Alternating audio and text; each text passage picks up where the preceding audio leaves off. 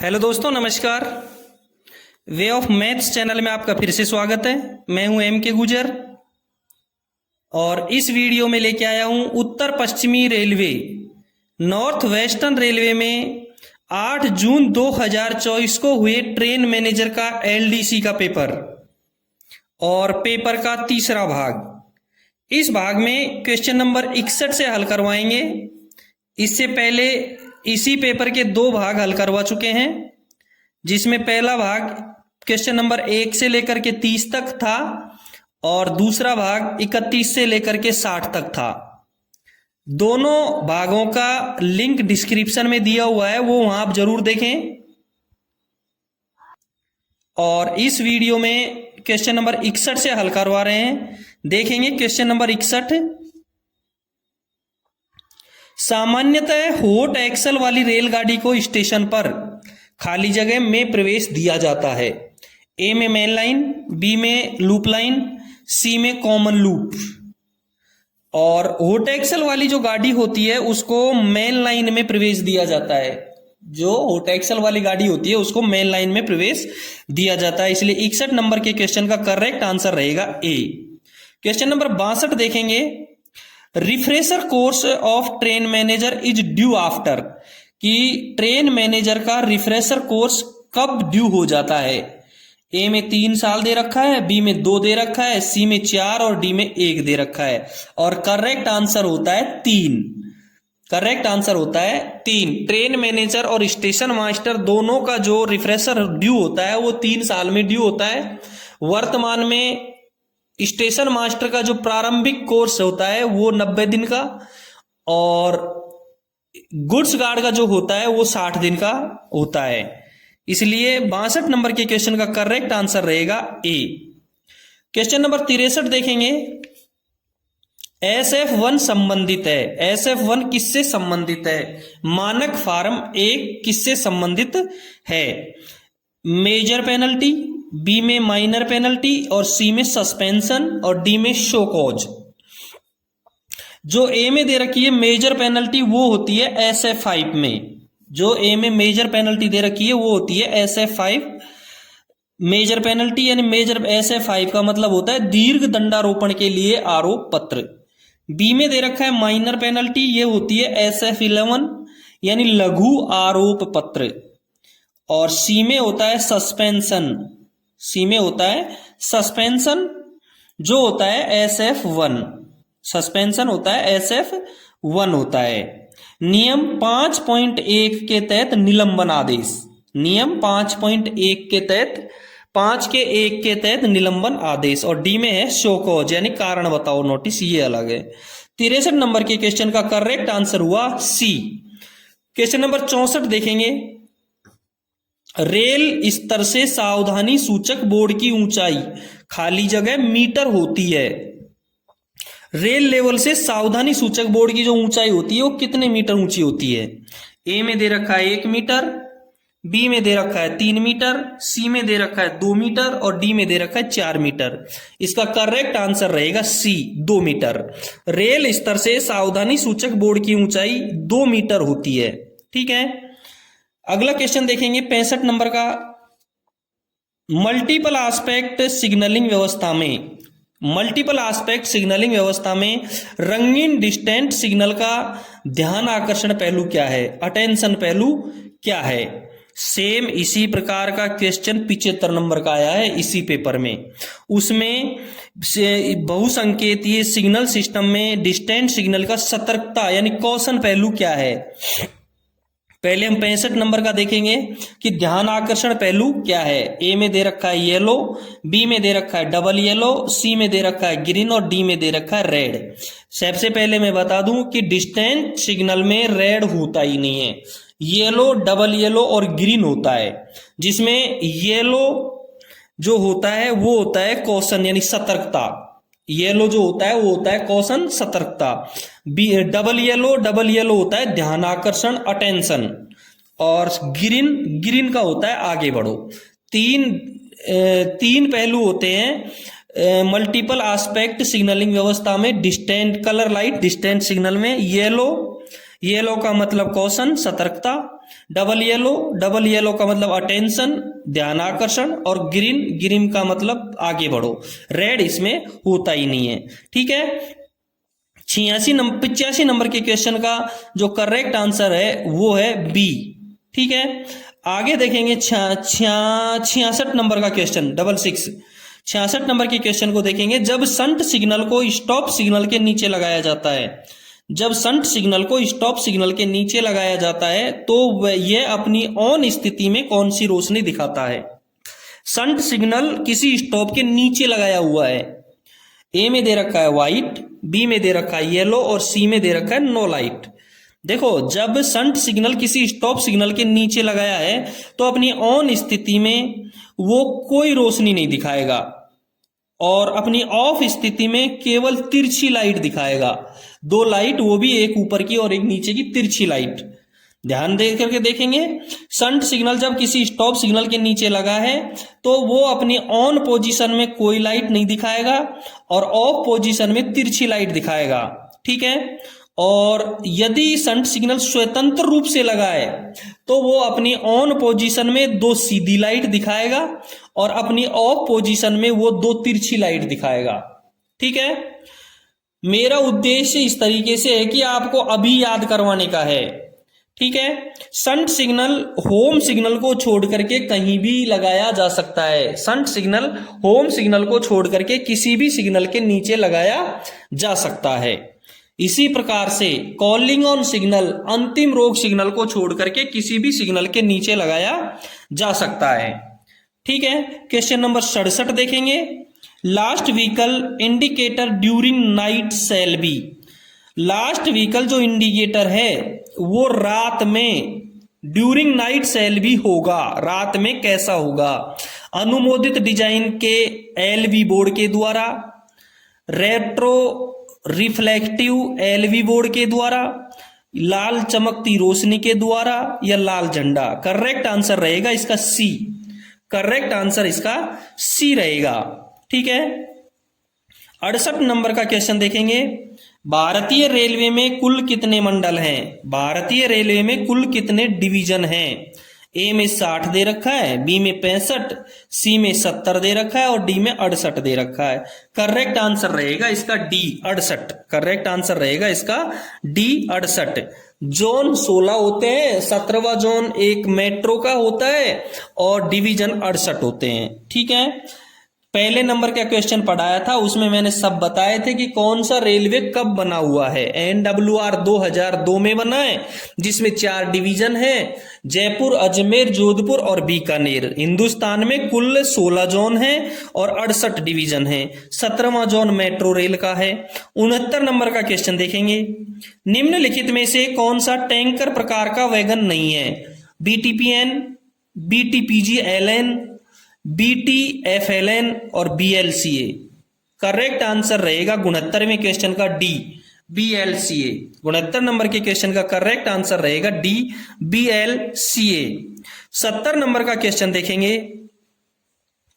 किसी स्टेशन पर ट्रेन का पूर्ण आगमन का मतलब है? मैं आपको बता दूं, पूर्ण आगमन रजिस्टर का नंबर T1410 होता है जिसको ट्रेन इंटेक्ट रजिस्टर बोलते हैं। किसी स्टेशन पर ट्रेन का पूर्ण आगमन का मतलब क्या होता है? ए में दे रखा है क्लियरिंग होम सिग्नल, बी में क्लियरिंग स्टार्टर, सी में अराइविंग एट द प्लेटफॉर्म और डी में क्लियरिंग द फॉलोइंग मार्क। बिल्कुल करेक्ट आंसर इसका डी हो जाएगा। यदि train clear the following mark clear करके खड़ी है इसका मतलब ट्रेन का पूर्ण आगमन हो गया है। करेक्ट आंसर हो गया इसका डी। 71 नंबर का क्वेश्चन देखेंगे।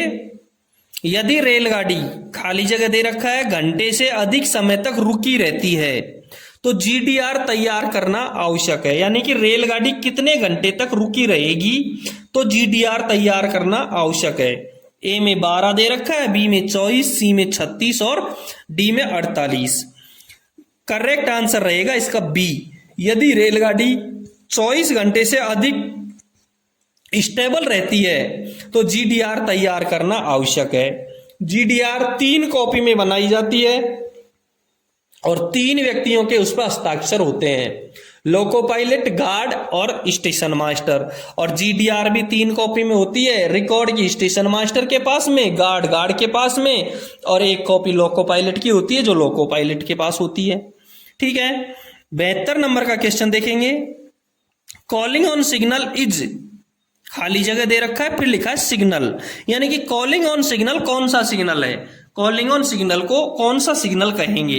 ए में दे रखा है स्टॉप सिग्नल, बी में दे रखा है सब्सिडरी सिग्नल यानी कि सहायक सिग्नल, बी में दे रखा है परमिसिव, और डी में दे रखा है संट सिग्नल।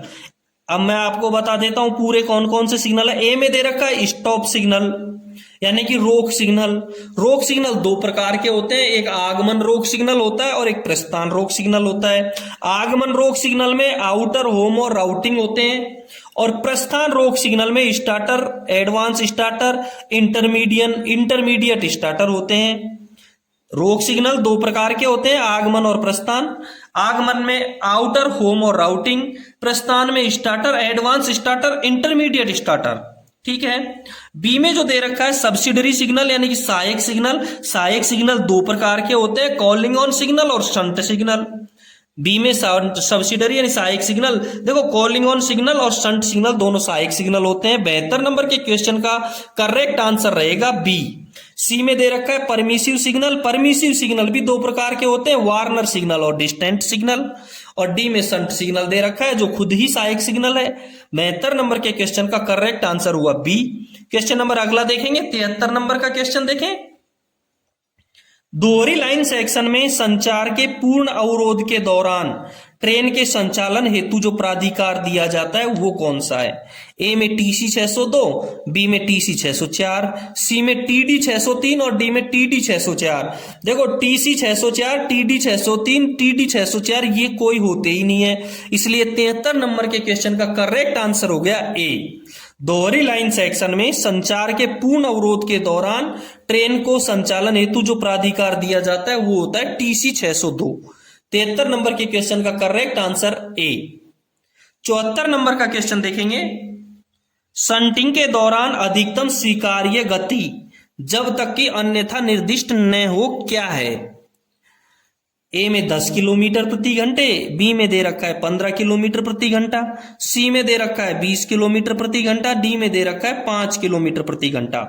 देखो सामान्य नियम 5.13 का 3 में साफ लिखा है, सामान्य नियम 5.13 का 3 में साफ लिखा है कि जब तक कि विशेष अनुदेशों के द्वारा अन्यथा प्राधिकृत नहीं कर दिया गया है तो शंटिंग के दौरान गाड़ी की 15 किलोमीटर प्रति घंटे से अधिक गति नहीं होगी। सामान्य नियम दोबारा से सुन लेंगे, सामान्य नियम 5.13 के 3 में साफ लिखा है कि जब तक कि विशेष अनुदेशों के द्वारा अन्यथा प्राधिकृत नहीं कर दिया गया है शंटिंग के दौरान गाड़ी की गति 15 किलोमीटर प्रति घंटे से अधिक नहीं होगी। इसलिए 74 नंबर के क्वेश्चन का करेक्ट आंसर हुआ बी। 74 नंबर के क्वेश्चन का करेक्ट आंसर हुआ बी। क्वेश्चन नंबर 75 देखेंगे। बहुसंकेतीय सिग्नलिंग सिस्टम में डिस्टेंट सिग्नल का सतर्कता पहलू क्या है, कौशन पहलू क्या है। ए में येलो दे रखा है, बी में डबल येलो, सी में ग्रीन और डी में रेड। डिस्टेंट सिग्नल में रेड होता ही नहीं है। डिस्टेंट सिग्नल में यदि येलो बत्ती है तो उसको कहेंगे सतर्कता, कौशन। कौशन यदि है तो येलो, यदि डबल येलो है तो वो होगा अटेंशन पहलू, ध्यान आकर्षण पहलू, और ग्रीन दे रखा है तो उसका मतलब होगा आगे बढ़ो। इसलिए 75 नंबर के क्वेश्चन का करेक्ट आंसर हुआ ए, येलो, सतर्कता, कौशन। क्वेश्चन नंबर 75 का ए। और क्वेश्चन नंबर 76 देखेंगे। इंजीनियरिंग साइडिंग के में सामग्री ट्रेनों के सुरक्षित संचालन के लिए कौन जिम्मेदार है। ए में एएसएससी वे, बी में ट्रेन मैनेजर, सी में लोको पायलट और डी में स्टेशन मास्टर। करेक्ट आंसर होगा इसका B, train manager. Engineering siding में सामग्री ट्रेनों के सुरक्षित संचालन के लिए ट्रेन मैनेजर जिम्मेदार होगा। ठीक है, अगला क्वेश्चन देखेंगे। 77 नंबर का क्वेश्चन है। गार्ड को एक माह में 30 घंटे का आवधिक विश्राम दिया जाना चाहिए। ए में 2 बार, बी में 3, सी में 4 और डी में 5। करेक्ट आंसर होगा इसका सी। गार्ड को एक माह में 30 घंटे का आवधिक विश्राम 4 बार दिया जाना चाहिए। 77 का correct answer C. Question number 78 देखेंगे। बिना सिग्नल वाली लाइन पर ट्रेन प्राप्त करने का लिखित प्राधिकार क्या है? ए में दे रखा है T512, बी में दे रखा है T511, सी में दे रखा है T509 और डी में दे रखा है T510। पहले हम ए देखेंगे। T512, टी जो 512 होता है वो होता है कॉमन स्टार्टर वाली लाइन से गाड़ी चलाने हेतु दिया जाने वाला प्राधिकार। बी में जो दे रखा है T511 वो होता है सिग्नल रहित लाइन से गाड़ी चलाने का प्राधिकार। सी में दे रखा है T509 वो होता है बाधित लाइन पर गाड़ी लेने का प्राधिकार। और डी में होता है T510 सिग्नल रहित लाइन पर गाड़ी लेने का प्राधिकार। और 78 नंबर के क्वेश्चन का करेक्ट आंसर हो गया डी। बिना सिग्नल वाली लाइन पर ट्रेन प्राप्त करने का लिखित प्राधिकार क्या है? T510। करेक्ट आंसर हुआ डी। 79 नंबर का क्वेश्चन देखेंगे। सावधानी सूचक बोर्ड प्रारंभिक सावधानी किलोमीटर से कितने मीटर की दूरी पर रखा जाता है? ए में दे रखा है 800 मीटर, बी में दे रखा है 700 मीटर, सी में दे रखा है 900 मीटर और डी में दे रखा है 600 मीटर। और इसका करेक्ट आंसर हो गया ए 800 मीटर। सावधानी सूचक बोर्ड प्रारंभिक सावधानी किलोमीटर से 800 मीटर की दूरी पर रखा जाता है। ठीक है, अगला क्वेश्चन देखेंगे। 80 नंबर का क्वेश्चन देखें। बाधित लाइन पर ट्रेन प्राप्त करने का लिखित प्राधिकार क्या है? ए में दे रखा है T509, बी में दे रखा है T510, सी में दे रखा है T511, डी में दे रखा है T512। ए में जो T509 दे रखा है उसमें करेक्ट आंसर यही रहेगा, बाधित लाइन पर गाड़ी लेने का प्राधिकार T509 होता है। बी में दे रखा है T510 सिग्नल रहित लाइन पर गाड़ी लेने का प्राधिकार T510 होता है। सी में दे रखा है T511 सिग्नल रहित लाइन से गाड़ी चलाने का प्राधिकार T511 होता है। और डी में दे रखा है T512 यानी कॉमन स्टार्टर वाली लाइन से गाड़ी चलाने हेतु दिया जाने वाला प्राधिकार होता है T512। इसलिए 80 नंबर के क्वेश्चन का करेक्ट आंसर हुआ ए। 81 नंबर का क्वेश्चन देखेंगे। यदि चिकित्सकीय दृष्टि से आवश्यक हो तो गार्ड को अपनी ट्रेन में ड्यूटी के दौरान अपने साथ कितनी जोड़ी चश्मा रखना होगा? ए में दे रखा है 2, बी में दे रखा है 3, सी में दे रखा है 4 और डी में दे रखा है 5। करेक्ट आंसर होगा इसका ए 2 जोड़ी चश्मा। यदि चिकित्सकीय दृष्टि से आवश्यक है तो गार्ड अपनी ट्रेन में ड्यूटी के दौरान 2 जोड़ी चश्मा रखेगा। ठीक है, 82 नंबर का क्वेश्चन देखेंगे। विद्युतीकृत खंड में जहां 25 केवी लाइन तार मौजूद है खतरे का क्षेत्र त्रिज्या के भीतर है। ए में दे रखा है 5 मीटर, बी में दे रखा है 4 मीटर, सी में दे रखा है 3 मीटर और डी में दे रखा है 2 मीटर। और करेक्ट आंसर रहेगा 82 नंबर के क्वेश्चन का डी 2 मीटर। करेक्ट आंसर रहेगा डी 2 मीटर। क्वेश्चन नंबर 83 देखेंगे। स्वचालित सिग्नल का सामान्य पहलू खाली जगह है जब तक कि अन्यथा निर्दिष्ट न किया गया हो। ए में दे रखा है आगे बढ़ना, बी में दे रखा है रुकना, सी में दे रखा है ध्यान। पहले हमको यह आना चाहिए कि आगे बढ़ने का जो एस्पेक्ट होता है वो कौन सा होता है, रुकने का कौन सा होता है और ध्यान का कौन सा होता है। देखो, आगे बढ़ने का जो एस्पेक्ट होता है वो ग्रीन होता है, रुकने का जो एस्पेक्ट होता है वो रेड होता है और ध्यान का जो होता है वो येलो होता है। अब आप समझ गए होंगे कि 83 नंबर के क्वेश्चन का करेक्ट आंसर ए होगा, आगे बढ़ना ग्रीन। स्वचालित सिग्नल का सामान्य पहलू ग्रीन है जब तक कि अन्यथा निर्दिष्ट न किया गया हो। ठीक है, अगला क्वेश्चन 84 नंबर का क्वेश्चन देखेंगे। दुर्घटनाओं को कितने प्रमुख शीर्षकों में वर्गीकृत किया गया है? दुर्घटनाओं को कितने प्रमुख शीर्षकों में वर्गीकृत किया गया है? ए में दे रखा है 6, बी में दे रखा है 5, सी में दे रखा है 8 और डी में दे रखा है 4। देखो, दुर्घटनाओं को 5 शीर्षकों में वर्गीकृत किया गया है। मैं आपको बता देता हूं कौन कौन से शीर्षक हैं। एक नंबर है गाड़ी दुर्घटना, दूसरा नंबर जो है पर यार्ड दुर्घटना, तीसरा नंबर है वो इंडिकेटिव दुर्घटना, चौथा जो है वो है उपस्कर खराब हो जाना, और पांचवा है असाधारण घटनाएं। इनमें वर्गीकृत किया गया है। अब जो एक नंबर पे जो गाड़ी दुर्घटना है, इसको भी 5 भागों में वर्गीकृत किया गया है।